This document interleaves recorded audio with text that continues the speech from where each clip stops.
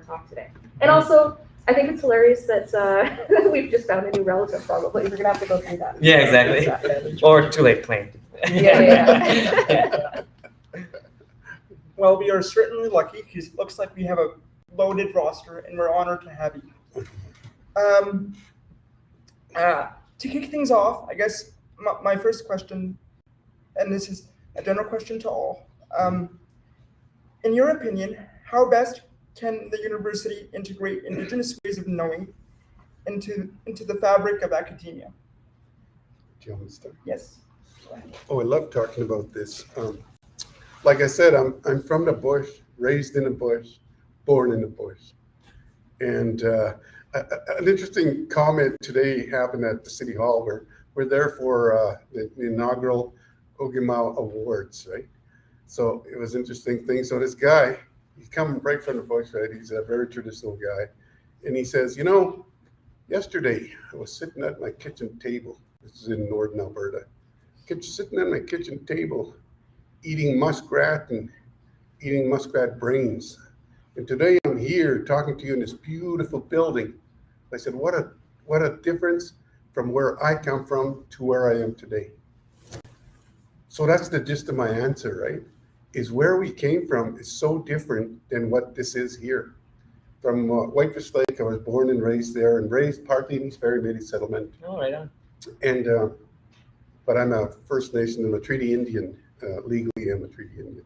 Don't like the last word, but whatever, that's what it is legally. So coming up here, I felt like I had landed on the moon. I was 23 years old. I had 2 kids already and a young wife. It's not uncommon from Whitefish Lake to be married quite early for us, right? And that's the way it is. So Brian Pitcairn, as I mentioned earlier, said, you've got to go to school. You got to get some kind of diploma or a degree. So I settled for a diploma from Grand McEwen College in 1986. When I first came to Edmonton, I came to Edmonton in the second year because Kay Fian was the professor of social work at the Grand McEwen College. And Kay said, Bert, out of all the students off campus or in campus, you're top 5. I said, oh, no, how can that be? It's not me. I'm just a barefoot boy hunting rabbits in Whitefish Lake. And she said, no, you were top 5 in the social work program. I want you to come and finish your second year. So I packed up my family and felt like the Beverly Hillbillies. Packed up my family and moved to Edmonton with my 2 young boys and my young wife. And so we rented a place because back then we had enough money to sponsor university students. Now we struggle with that because of government. That's a whole other story. But anyways, so I went into this townhouse. I rented this townhouse in Mill Woods, and this guy was walking to his townhouse. I said, good morning, sir. How are you? Boom, slam. Never said a word, right? And then so this other guy's going to his townhouse. Hi, sir. Good morning. Slam the door. I thought, oh my God. And Kay had said, do not worry about coming to Edmonton.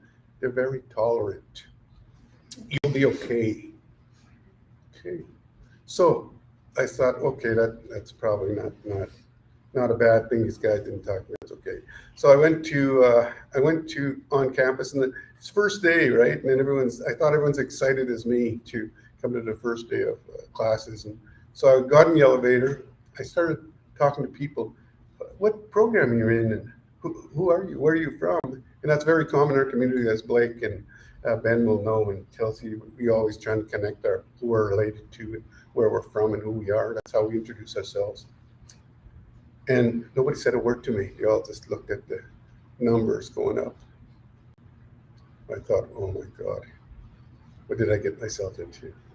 I got off the elevator, and it happened to land on the 2nd floor in the cafeteria, and I sat down and I prayed, because that's what we do. That's the Cree.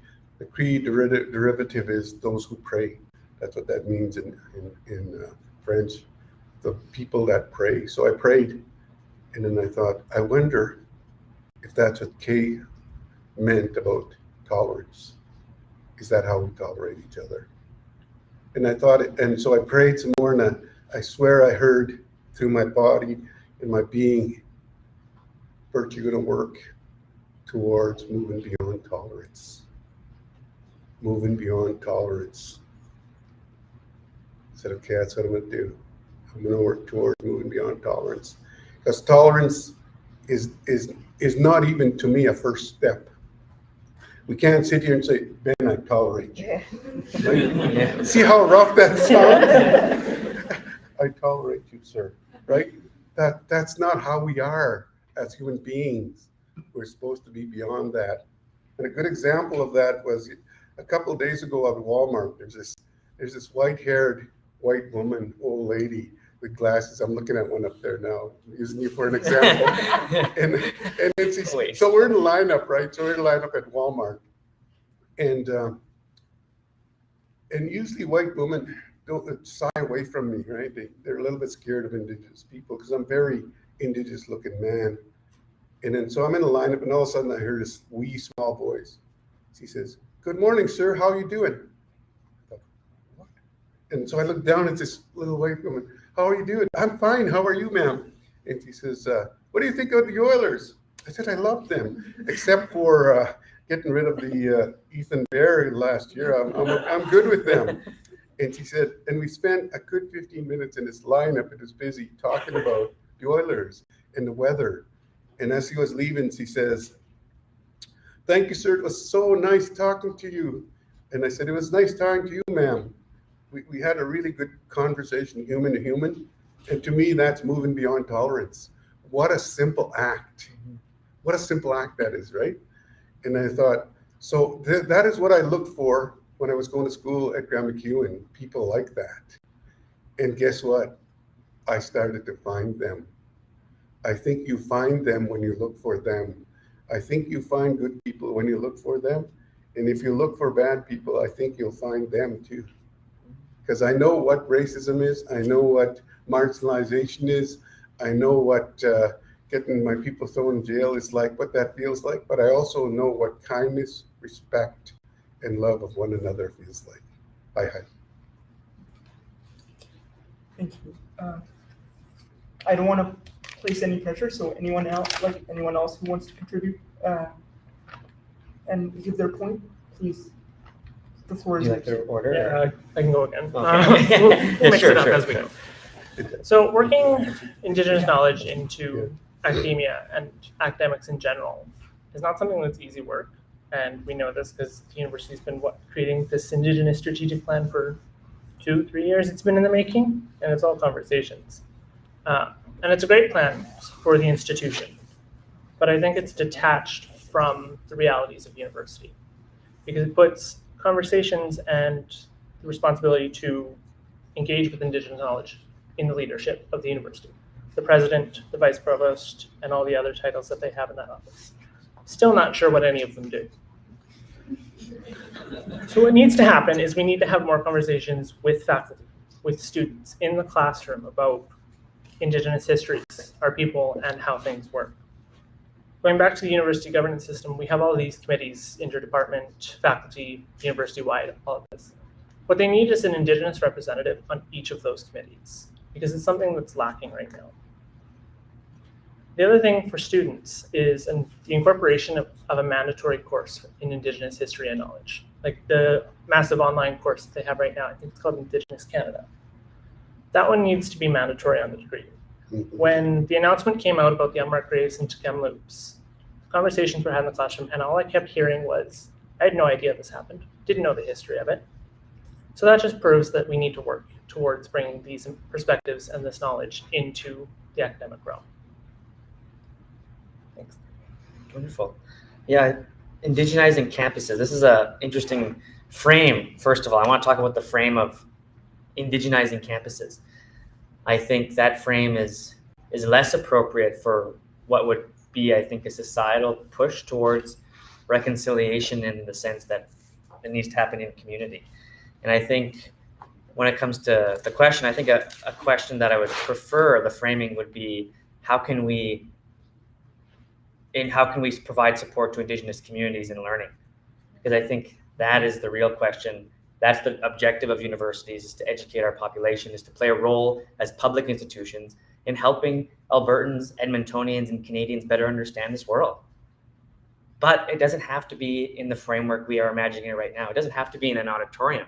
We can go to the place Bert just mentioned. We can go to the place I'm from. We can go to Lac La Biche. We could go to these places. Lake St. Anne. We can go to Lake St. Anne, and we can go to Buffalo Lake. We can go to these places. That's where the knowledge lives. I mentioned in my very, very beginning, it's a journey of finding knowledge, not so much knowledge in a book or in people. That's true, that exists there too, but knowledge that may exist other places. There's a knowledge that exists in the place I grew up and was raised.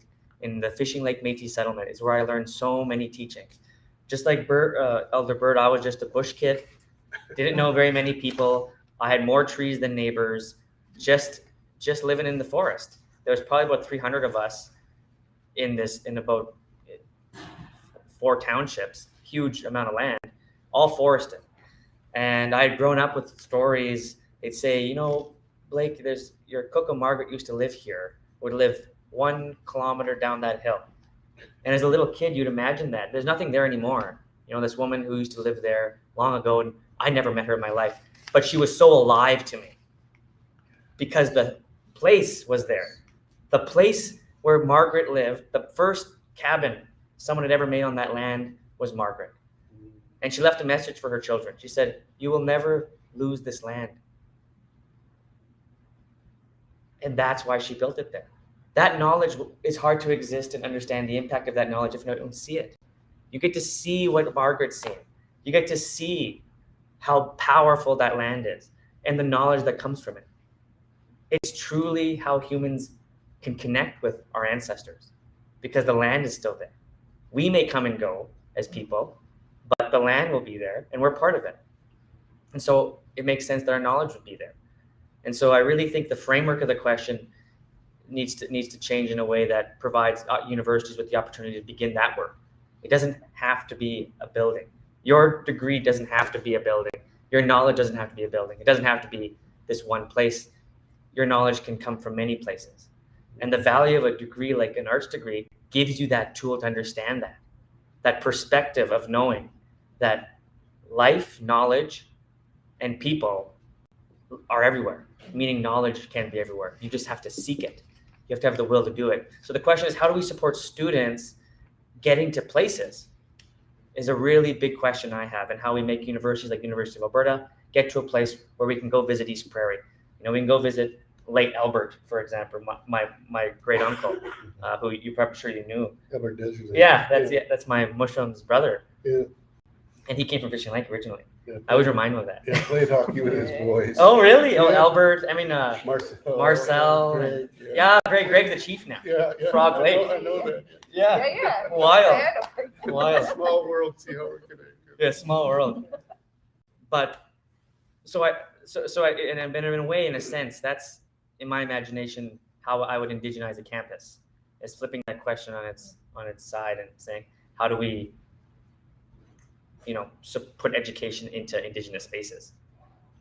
And so I think that's a good perspective. Thank you. Very insightful. Thank you very much. Yeah, that's a good point, actually. Just talking about like the centralization of knowledge is really important, because if you look around campus, we still don't have very many Indigenous people. And who comes here as an Indigenous person tends to be white-looking Native people who are in urban centers. We don't have a lot of Bush Indians here. It's true, because again, talking about that sort of expectation that you're going to leave your community as though it's a good thing, as though that's how you grow. Well, how we grow is we support one another. And so people who are forced to leave their community often don't succeed here because the supports are not there. You've removed them from their supports. And the knowledges that Indigenous peoples have are not validated in Western models. So you can take a white person, they can learn Cree from a fluent speaker, they can get their master's degree in Cree, they can get their PhD in Cree, and their instructor, who doesn't have any of those degrees, is never going to have job security, never going to have tenure. But this person gets their PhD, learn all their knowledge from them, and they're going to be a professor with job security. And we're still seeing this. We have people out there with Bush degrees, with knowledge that you can't learn in these institutions. And we talk a good game about like respecting that. but the relationship that institutions have with that knowledge is almost purely extractive. It's what can the university get from it, and what does it bring to our communities? Nothing. In fact, it draws away the time, the energy, and the expertise of the few of us who remain, who still have that deep knowledge.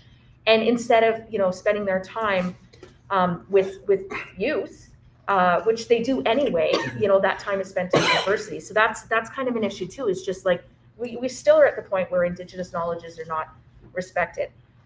But I think the other thing, can we indigenize these spaces? And I honestly don't think we can, because we're talking about structures. This is a house that's built, and you can knock down walls, and you can move the furniture around, and you can paint the walls with and hang up your cheesy Chinese-made dream catchers and stuff, and call that indigenization, but the house stands, the foundation remains. So at what point do we talk about knocking down that foundation and doing something different? And there is this solitude that exists in Canada. I'm not talking about Quebec. I'm talking about the solitude. The two solitudes are the fact that Indigenous peoples go to town all the time. We go in and out of the cities. We travel around. We know your communities. How many of you have been to one of our communities? You guys are scared shitless, pardon my expression, to come to a reserve or a settlement or one of our communities. And so you don't know us.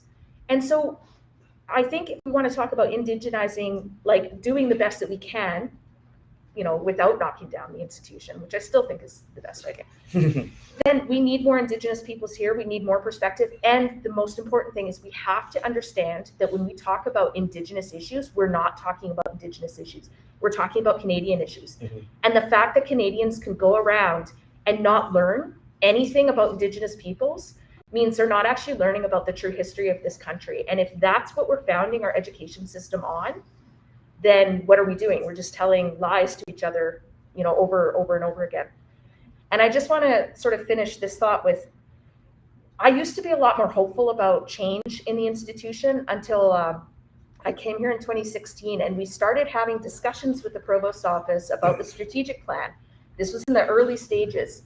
And we had former alumni like Elmer Ghostkeeper, Marilyn Buffalo, folks who were here in the 60s and 70s, okay, and who really spearheaded a lot of the initiatives to sort of to create the School of Native Studies, which is now a faculty, and have an association for Indigenous students. And they came here with all of the same questions and concerns that we have right now. And they had all the same discussions, and they heard all the same platitudes. And when you get that sort of intergenerational knowledge, and that they've been doing this for decades and the same impediments are still, nothing has changed, you start to question whether or not that process of consultation is ever going to do anything. And I'm not willing to bet my kids, future on that. I think we need something else. And it's going to take you guys pushing for that integration of knowledge and recognizing that when we learn about Indigenous peoples, you're learning about yourselves and your relationship to these lands as well. Thanks a lot for all the insightful responses. I also particularly like your point about the Canadians not going to Indigenous communities, also not to mention the fact that a lot of Canadians don't learn about the histories. As somebody who is not originally from Canada, I moved here only 5 years ago, the image I had from the outside of Canada was a white country. So I had no idea that there were people before the Europeans came settled in. So, and that's when you know that it's actually working, the image of what Canada is supposedly supposed to be like. So yeah, and I think it's very important to unlearn those things and to move towards reconciliation. A lot needs to be done. Also, so following up, my question is particularly directed towards Blake. So how do you think your degree in social sciences has shaped your worldview and then eventually wanting to pursue a career in politics? Oh, good question. I didn't start in arts, actually. And it was my experience in education that led me to the arts as a solution to what was really trauma in my experience in university. So like Elder Bird, I went to MacEwan, and I had a very different, unfortunate, a much more unfortunate, I think, circumstance there, my time. It was, let me just get in the mode for it. It's not an easy story to tell. So for those who've experienced racism and violence and death threats related to that, this is an opportunity for you if you'd like to not listen to this part. My time at MacEwan. I was right from Fishing Lake. I left Fishing Lake to go to school. And growing up in Fishing Lake, you go to grade 7 with just Métis people till about grade 7. And then you go to a high school. You get bused to a high school called Elk Point. And it's a very small community. It's just a small little school. And there's only 2 kinds of people there, largely. Ukrainians and Métis people and First Nations. Just Native people and Ukrainians. That was it, really. And at this school is the kind of the first time you interact with other folks, you experience them. And there, right from the beginning, it was a cultural battle. Like, it was immediate. Like, I remember getting on the bus, and as soon as I got off the bus to go to Elk Point, it was so strange to see this small, tight-knit community, this white community, just watch all these Native kids march off a bus. Just standing there watching. That was the strangest part. I was like, whoa, kind of like kind of reminds me of your story when you first came trying to say hello to people, and they're like, whatever, I'll tolerate you. And so I was tolerated at that place. Not for long, though. The town would actually organize. People's parents in my community, people I was going to school with, their parents would organize, publish papers in the community to say, there was one article this wasn't that long ago, I'm young. It said, Indians in our community are ruining our children. That was in the front page of a local paper. You can find this Elk Point Journal. This was a real story. And it talked about people like me as bad influences and the reason why rural communities were seeing an increase in crime. We were scapegoated. I happened to be one of the top performers in mathematics in my school. I wanted to become an architect. I was fascinated when I had first met Douglas Cardinal. He actually came to Fishing Lake once to talk to a relative of his there. And I met him, and he was showing me these pictures of buildings when I was a kid. He said, you can do this too, you can build buildings. And I was like, my mind exploded. My dad was a carpenter. And I said, I could build buildings? Like, I wanted so desperately for people to see me. And I thought, if I can make a building, maybe people would see us. Maybe they wouldn't think of us as a white country anymore. Maybe they would see us as a place where we belong if we had infrastructure that looked like us.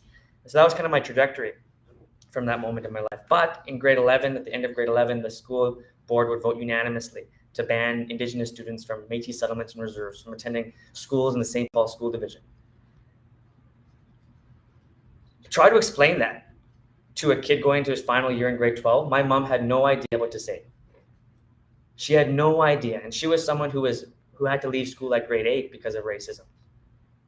And so she, in her own way, had to experience her own trauma all over again. And to be a parent is a whole nother kind of pain I can't appreciate right now, but I'm sure Chelsea, it would destroy a mother. To have to tell your child that you can't go to the school anymore because the people there don't want you. Devastating news for me. But what I had seen was 4 teachers in that school stand up, and they met me and said, Blake, I don't think this way. I know exactly what you've done for this school. I know that people from the community actually give a lot. Don't believe these things you're hearing. And I watched these 4 teachers fight the system within themselves, all the way to the minister. The minister came down and met with these teachers. But what he did was to give them a severance package. He said, get out. You're no longer teachers. Those 4 teachers are still in Alberta today. I rose in a petition this year in the House of Commons to bring notice to this catastrophe in Alberta that's happening across school divisions in rural Alberta today.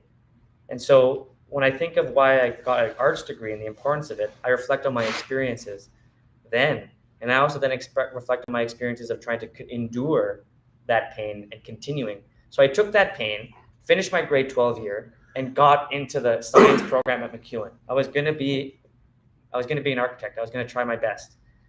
In that place, I seen the doubling down of racism. I was a strong advocate at that time because of my experience the year prior of trying to bring recognition, respect, and dignity to Métis people in that space. And I was a vocal advocate, and I was too loud for one particular professor who would hold me after class. He was the professor for political science, still there actually. I won't use his name though. He's still there. He talked to me after class, his Canadian federalism class, and he asked asked people in my class to write a paper about the founding of Canada, the great Canadians. So I wrote about Louis Riel, and he didn't like that. He stopped me after class and said, Blake, I told you to write about Canada. I didn't tell you to write about Indians. And I was floored. Like, this was a school, 2011. someone telling me this. And I was frustrated, so I challenged it, and no one helped me. Except for one woman in the Aboriginal center that was built there. And the only advice she had to me was, Blake, I tried advocating for you, but I think you have to leave. Don't tell them I told you this, but here's some other schools. She gave me some pamphlets to some other schools. And she talked to me about UVic, and that's how I ended up in UVic, because they're building a First Peoples house.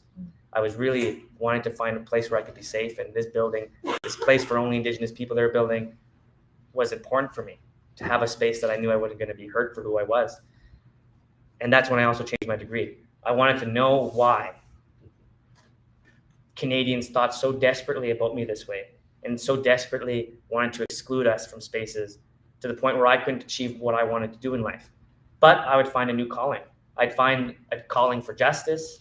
I'd find a calling to help people who would be like me and try to bushwhack, create a path that people, maybe the next generation will see Indigenous architects like Douglas Cardinal. Maybe we'll see even a dozen of them. Today we have one.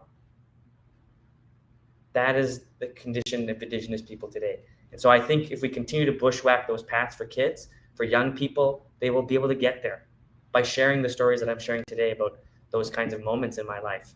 I hope that we can find ways that each and every one of you can achieve your dreams without having to experience those kinds of things.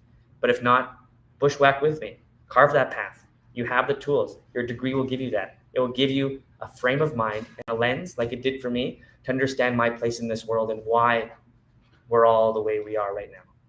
Thank you. Thank you. I think it really speaks to the importance of finding a place, how finding a place is super important, because only you as an individual with your unique experiences can advocate for those around you who may share the same values and common characteristics in a life. And that's why, I always say that, political representation is extremely important because like someone from a completely different background can't exactly advocate, even if they're kind-hearted and they mean well, can't exactly advocate for individuals who they might not share, the same experiences with. And, I believe that where an education, regardless of what you choose to pursue, is important because it arms you with knowledge to go and fight for a more equitable place within society. So thank you for that. My second question would be, in Indigenous relationships are, and with respect for the earth can often be seen at odds with the Canadian capitalist economy. Is compromise a realistic goal? I start? Yes. I was also a band manager for White Lake First Nation. I was there after I got my diploma from Graham McEwen, and the chief phones me and says, Bert, you got to come home and go to work. But I'm going to be a social worker. He said, but I need a band manager. So at that time, I was only the second ever in 23,000 years to graduate from a college or a university from the White Lake First Nation. Recently, a guy named Clint told me that story that they carbon dated us to be back to 23,000 years. So a quick calculation puts us at 766 generations we've been here. So we've looked after the land that long. We're from the land, of the land, one with the land.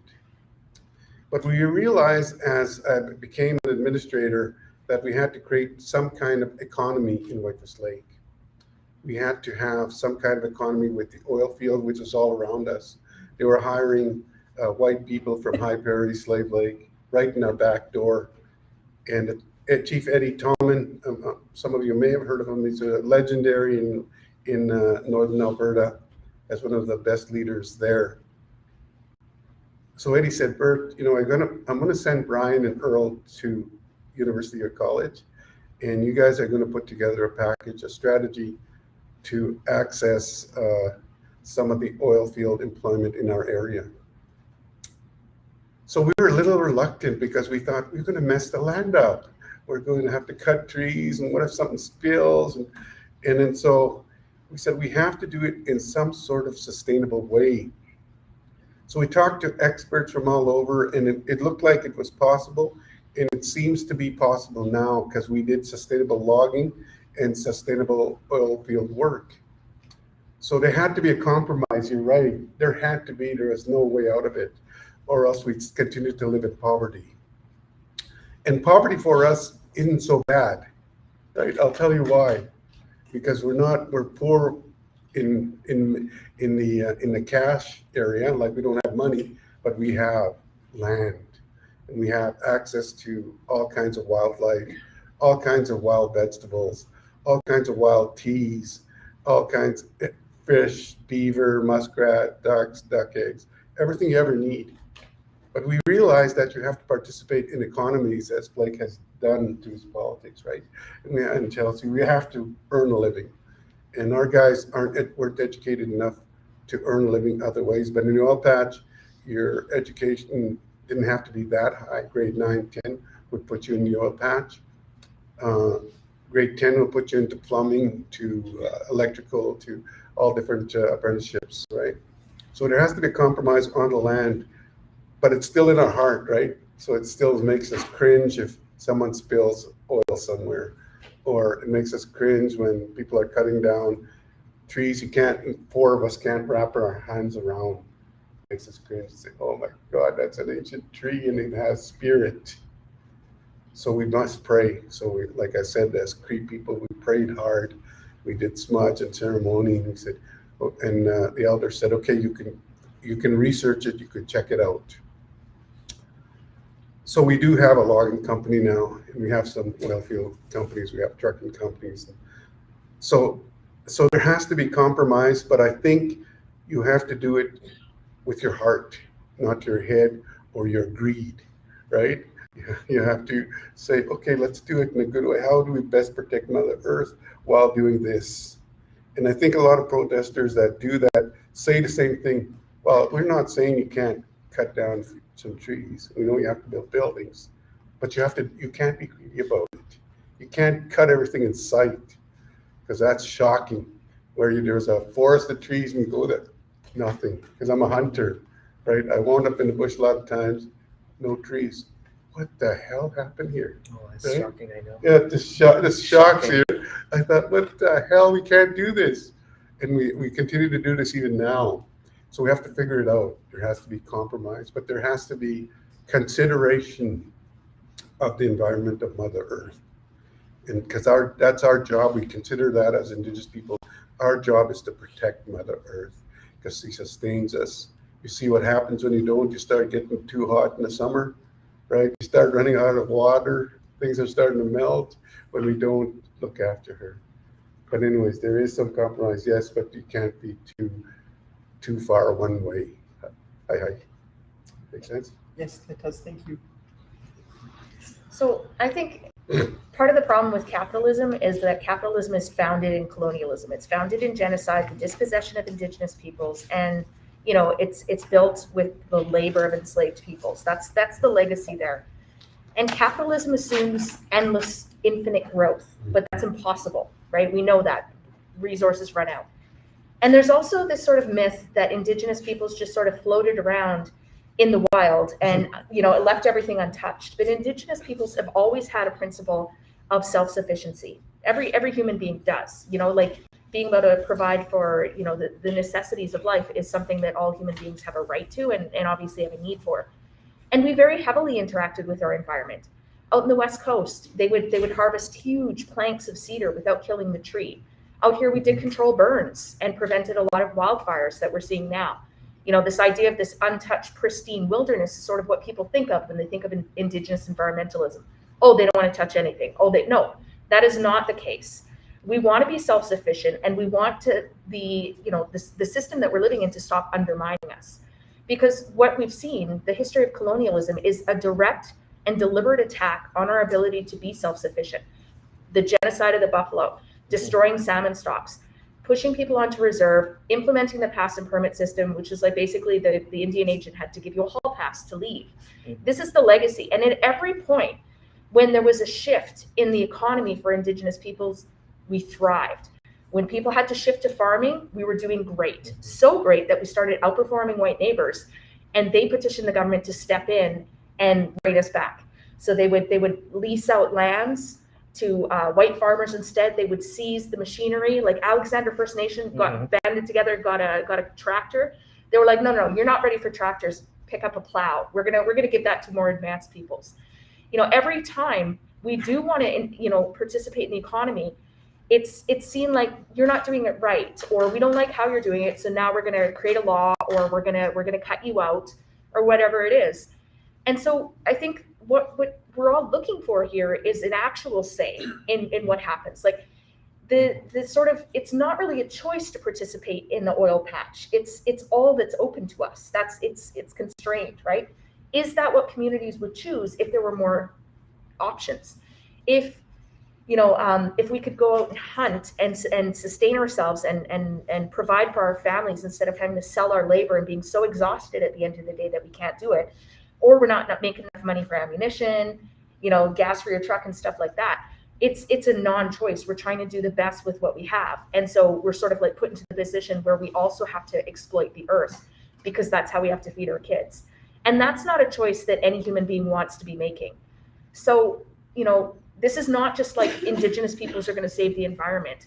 Like, this system is not working for any of us, not even the people who are at the very top who feel like they're winning.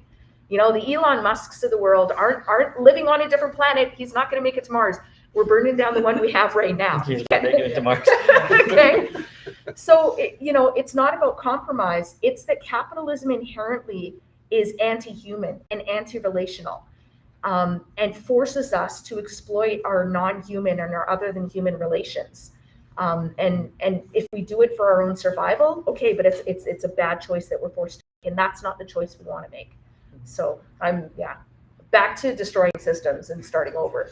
I like that. Where I'm at. Right on. Well, do you mind going last or now? Yeah. Okay.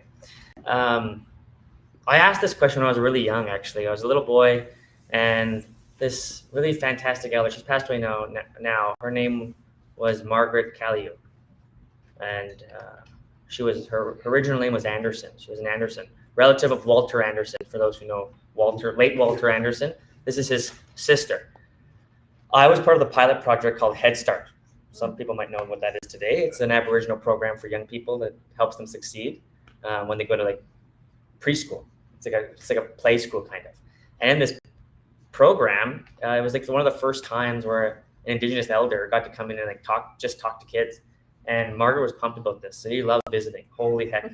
And I remember every time she would tell the story, she had to get cut off because she'd keep going. And the bus was there.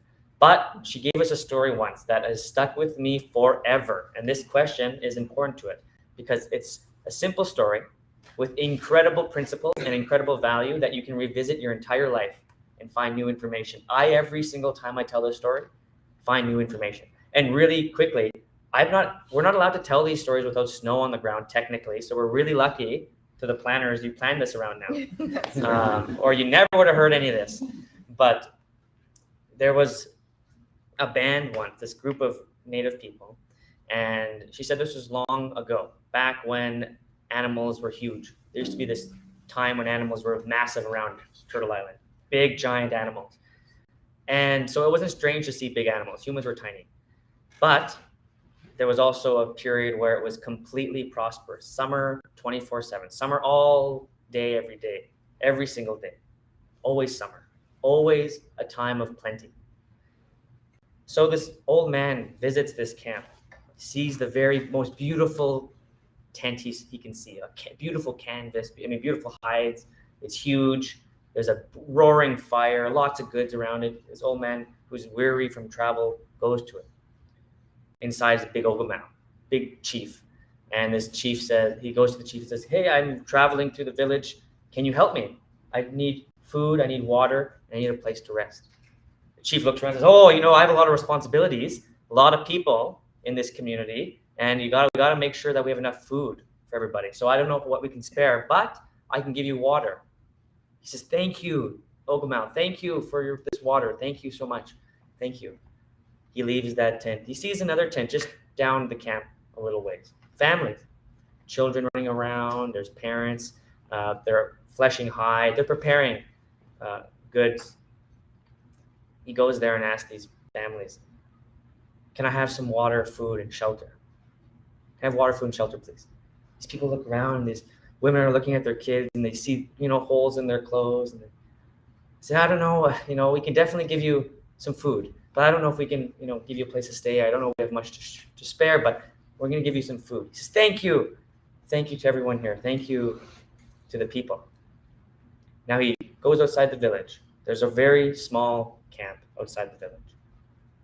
There's one woman there, and there's many children. It's the orphan camp. This is the camp that is the poorest of the people. This camp has almost no parents, just one person helping them. This old man goes to them and says, before he even gets there, these kids run out, hug him, pull him, tell him to come in, grandpa, come in, Musham, they say, come in, before he can even ask. They bring him in. These children immediately bring him a cup of tea, whatever they have, the last piece of bannock. And they say, we're going to get mom for you. We're going to get someone to sit down with you. She comes in, gives him a new, what material they had, lays the bed down and says, Mushroom, you stay with us. We'll feed you. We'll feed you. We'll clothe you. We'll house you. We want you to be here. Sure enough, this spirit unveils himself. Giant owl comes out of nowhere. This huge owl becomes an owl. He's huge, massive being. Everyone's scared. These kids are like, whoa, what's going on here? The whole village is shocked. The Ogumau says, get the warriors, get the warriors. Everyone's freaking right out. There's a massive spirit in the middle of the camp. The chief goes up to this spirit. The spirit's somber, quiet, large, standing. The chief asks, Great Spirit, what offerings can we give you? Thank you for visiting us. What can we give you? Tries to give him everything in the village. He says, no. What I've seen here today is truly an abuse of gifts. Some taking from those who have nothing. Those who have nothing giving more than they can. To teach this village a lesson, he would open his wings, and out from under his wings would come snow, huge amount of snow. And he would cover the entire area of snow. And all the goods would disappear. The ice would freeze. Everything would lock up. Goods starting to go away rapidly. Nothing for the people. But, he said, in recognition of the young people who gave me everything I needed here, who wouldn't let me starve, who wouldn't let me have bounty, who wouldn't let me be alone, in recognition of them, after half of the year, I will break this curse, and spring will come. Summer will follow. You use that period to give to everyone. And remember that we all have needs in this place. And that if you abuse this law, I will come back and the entirety of this place will be snow forever. And no one will have anything. That was a story I was told as a child about what happens when people take too much. And the sacred promise that we have to people here on this land. And why we have things. And why we have things to eat, why we have goods. And so I get lessons from that. You have to think about what that lesson means for you in your own life. Who are you in that camp? Who are you in that camp? What's your role? How do you change that? How do you honor the principles so that none of us live in winter? Because all of us will if we don't work together. We're going to suffer the same consequence. Thank you for that question. Thank you. And I don't know what else I can say that hasn't been said already. But hearing this question, what comes to mind for me is coming back to this notion of place and the land that you live on. The land will take care of us. Capitalism has completely destroyed that. It is all about greed and what you want. And you can have whatever you want without paying the consequences of it. Except we are paying the consequences for it as a collective. Mm-hmm. Global temperatures are rising, water levels are rising. You have the natural disasters like the wildfire in Fort McMurray, the floods in BC. And so with this idea of compromise, I'm going to go along with what Chelsea said. We are forced into this. It isn't a compromise being realistic. It's a compromise because we're being forced into it. It's not something that we can change or get out of unless we want to survive. Thank you.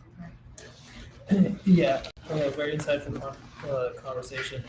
Just think about compromise. I think it's always like almost a default that people kind of latch on to that, oh, but we need to be compromising without ever realizing that the default might be disastrous. So, and I think that's like sometimes hard to reconcile with the fact that always finding a compromise or a middle ground is not necessarily going to yield to a proper, the best outcome, that is. But yeah. So my next question is directed towards Chelsea. So I have it in like two parts. So the first part is for you, and the second part is anyone can have a crack at it. So what do you think are some of the policies, and I know you already addressed it even before, that the university can enact to decolonize academia? And the second part of that question is for everyone, and what does a decolonized academic space look like in your opinion? Okay, so I think one of the things that people think of, and one of the things that people are trying to implement is, and we brought it up, is like mandatory education, right? But there's still sort of this idea that, again, Indigenous issues are here, and we're gonna like make people learn about it, but they're not really relevant to our lives. And I think that that's the issue, is when we try to just like make it an Indigenous course, and even if we force everybody to take it, I mean, part of the problem that we've seen in implementing that is the hostility that professors get. So quite often you have precarious Indigenous professors teaching a mandatory course, like we have one in the Faculty of Education. And so they're sitting there trying to educate people about Canadian issues and how Canada relates to Indigenous peoples. And a lot of students really resent the fact that they have to take this extra course, and they take their hostility and their racism out on the professor. And that takes a terrible toll. And these people, for the most part, aren't even like secure in their jobs. So you're forcing Indigenous peoples to sort of like endure this racism. They're burning out, they're leaving. And the wave of reconciliation after the Truth and Reconciliation Commission's final report put so much money in white pockets, and we have not seen the benefit of that. We don't have tenured Indigenous professors, the numbers increasing. We haven't done a really good job of retaining Indigenous students. And so what we're doing isn't working. And forcing people to sort of like learn about this stuff in a singular course is not going to work. And the fact is that I think that we need to integrate these topics across the board. Like if you're learning Canadian history and one chapter is on Indigenous peoples, you're not learning Canadian history. You're not. If you're looking at like you take a poli-sci course and you're like, let's look at the governance of this one Indigenous. No, like let's look at the governance systems, plural, of Indigenous peoples on these lands and give them as much attention and respect as we do to all the European philosophers that we learn about. We do, like our knowledges, our languages, our culture, our relationships exist nowhere outside of these lands. If you never learned another thing about France or England, their cultures are still going to go, okay? But the fact that we're just creating this isolationism and we think that Canada is different from Indigenous peoples is really at the heart of it. And I don't see much work being done to integrate these topics because people really don't understand how it's relevant. Why would I take a math course and learn about Indigenous peoples? You think we didn't have math? You think we don't have math? Like you are on our lands, and like what small percentage of people know anything about us whatsoever? And we're never going to get to reconciliation if we don't actually learn about one another. And honestly, I've been talking about Indigenous 101, dealing with stereotypes and things like that for 2 decades now. I know other people have been doing it for longer, and I don't see a substantial shift in the knowledge that people bring to the table in these conversations. We have to start over and over and over again. And that's not going to change unless we have like a blanket curricular shift, K to 12, and not have it be subject to a sudden change in government, because that work was being done and it was trashed when the UCP came in. So again, I really think that if we want this to happen, if people want to change, it's got to come from Canadians demanding it. We want to know our history, our shared history. And that's the thing, is you have to claim it as yours as well. I'm not saying go out and find some distant Indigenous ancestor. You don't have to be us. But you are on these lands. Please don't do that. But you are on these lands. Why don't you want to know the stories of these lands? Why don't you want to know the stories of the people who are in relationship with these lands? Don't you want to be a part of that too? And I think that shift, that demand has got to come from students themselves. Could you read the second part? So the second part was like, what does a decolonized academic space look like in your opinion? Oh my goodness. What it looks like is you'll be sitting with me in Whitefish Lake eating some muskrat. Yeah, exactly. So that's part of it, right? That's part of, if you want to know who we are, then you have to allow us to tell the story. And I was with government for 25 years, mostly Oh, I'm sorry about that. Yeah, so sorry. I have to apologize. I was with government for 25 years as a social worker, mainly in management, but I've been a social worker for 35 years. And then so students always come to me, not native students used to come running to me and say, I can't do it, Bert. I'll say, oh my God, I don't know what to tell you. I think we have to do support groups. So we got to meet Mike Cardinal, and we got to meet Pearl Callahayson and all these guys. We became buddies with them, because they were our role models, our trailblazers. And then we thought, well, how do we have to get the story out? And the simple answer came from my mushroom. He said,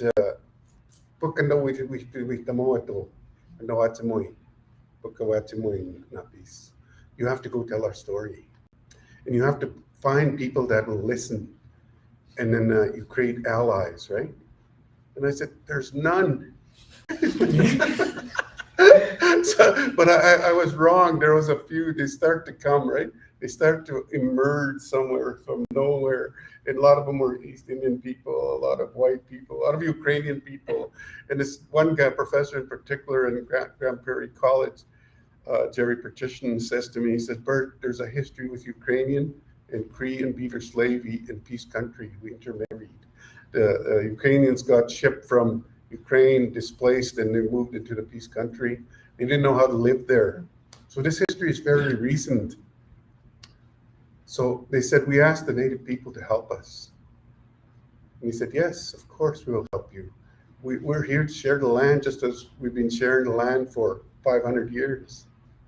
So you need to know that history. And then Gene Funk, the director for Strathcona Wilderness Center, says, Bert, we have to tell the layered history of the people, because there was native people here first. And on September 31st, I believe it was Truth and Reconciliation Day, she asked me to come and speak to a group of 50 people. So they put the posters out and they had food out. And so I sat there and we were waiting for the people. And there, very, very quickly, there was 100 people. And I thought you said 50. And by the end of the day, there was 600 people. I said, what happened? And then so I asked the people, what happened? Why are you so interested in truth and reconciliation? And the woman said, because we're related to you. I said, what? Because we're related to you. A lot of Cree women married the homesteaders and the newcomers that came here to this area. This is actually a Métis community. I said, oh my God. I said, we're actually biologically related. So I started telling the story, and they were just crying and clapping, and so if they hadn't shared that story, I would not know. I would have felt out of place still, because I was the only native guy talking to a group of 50 white people, I thought, but they're all native people, right? 500 of them. They're all related to Indigenous people. So I thought, so if you don't have that story, then you'll miss that story. And if you don't talk to Blake or Kelsey or Ben, you'll miss 23,000 years of history, 766 generations. That should perk your ears, say, what? There was people here that long? Because I was arguing with a cab driver one time, and he was telling me he was from Pakistan. No offense to anybody, but He says, "You guys were only here 500 years." What? Who told you that? Someone lied to you. Because at immigration, they told him that. The Native people were only here for 500 years. And further to that, what the immigration people, as they were swearing swearing their allegiance to Canada, they were also telling them, stay away from the Indians. They're bad. They're bad people. So can you imagine that even today, 3 years ago, someone's saying that already? So the way we solve it is that you would know us and that we would walk together. As James Thibault, Dr. James Thibault, great pal of mine here, we teach a class together in the spring. Dr. James says, you know, Elder Bird, I went to this homeless camp last year. So I was going to go talk to them, and I talked to who I thought might be the leaders. And I asked them, so what can we do for you? And the leader said, nothing. You can't do nothing for us. And then, but you can do something with us, right? You can do something with us. So we have to walk together. So it's not for us. I don't need you to do anything for me. I know how to survive. We've survived for thousands of years. I just need you to walk with us. We just need you to help tell the story. Don't be scared to come to Whitefish Lake. Come and meet one of our elders, Brian Pitcairn from Nova Scotia. Oh, but he'll get mad at you. Don't say that. But the Cree man from Nova Scotia, you can talk to him. He's one of our elders and say, these are good people. Don't be scared of them, right? It's enough of this being scared of each other, because we were scared of RCMP, all these other people that took our children and did all kinds of things to us. But we learned to forgive, right? So what that would look like is that you would know that. That's what education would look like to me, that you'd pop by, come to Enoch, come play some bingo or whatever, play some hockey, watch our athletes that should be professional, but they never got a chance. They're so good, right? They're so good. So anyways, that's my story about how it looks, right? Is that you would know us, not different.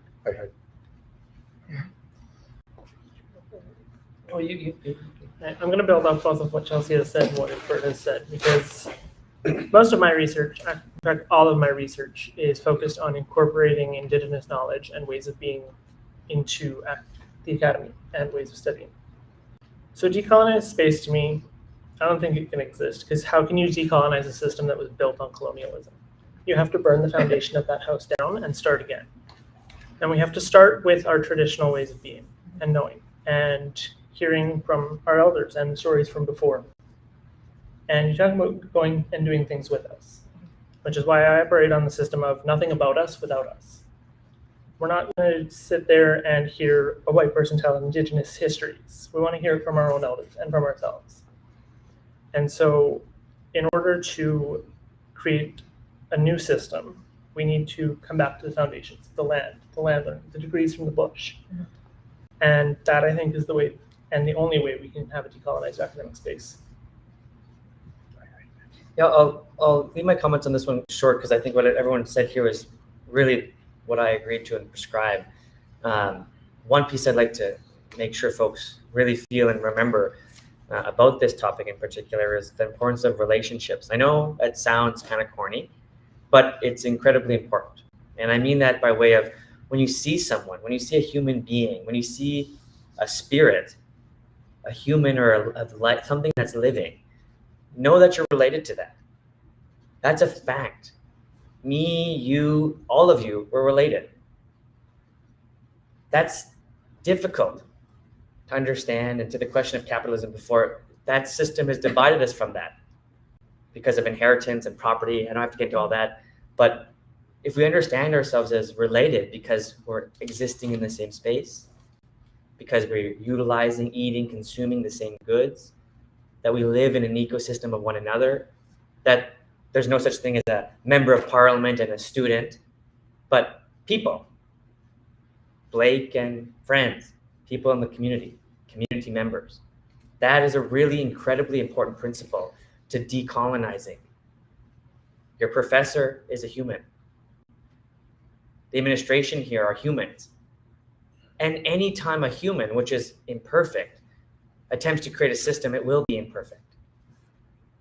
That's all systems, all things humans do.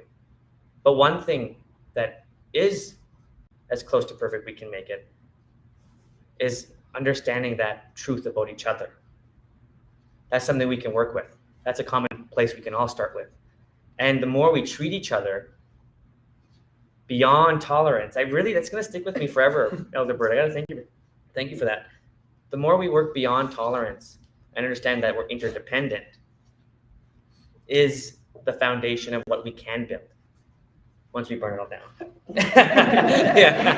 Phoenix from the ashes. Yeah, exactly. Once Chelsea burns it all down. Yeah. I'll light the match. You light Yeah, it, Chelsea. exactly. You guys You light can it, see Chelsea. people. Yeah, exactly. You light it, we'll rebuild it. Yeah, exactly. That's good. This session has been so fruitful, and I want to thank you on behalf of OASIS and Arts USS for being here. You know, believe it or not, I felt like I've learned so much in this short amount of time than I've learned sometimes in a whole semester. So because we're not in a formal academic setting, we are here to speak from the heart and to move forward as a community. And I want everyone here to join me in thanking our distinguished guests with a big round of applause.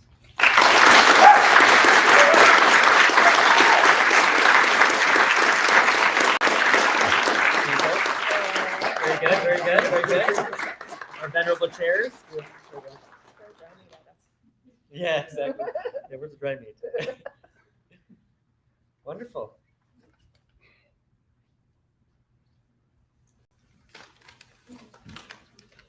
So the bingo that Elder Bird's hosting is actually right after this. No, I'm just kidding. You gotta bring back anecdotes. You can just leave the checks at the door. So I have a lot of these jokes. Don't worry. Did you bring your check? Exactly.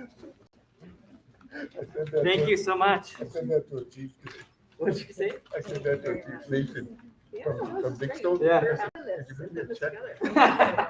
No, I'll e-transfer. It's hilarious. Oh, shit. Yes, right on. I can't believe I've been here this long.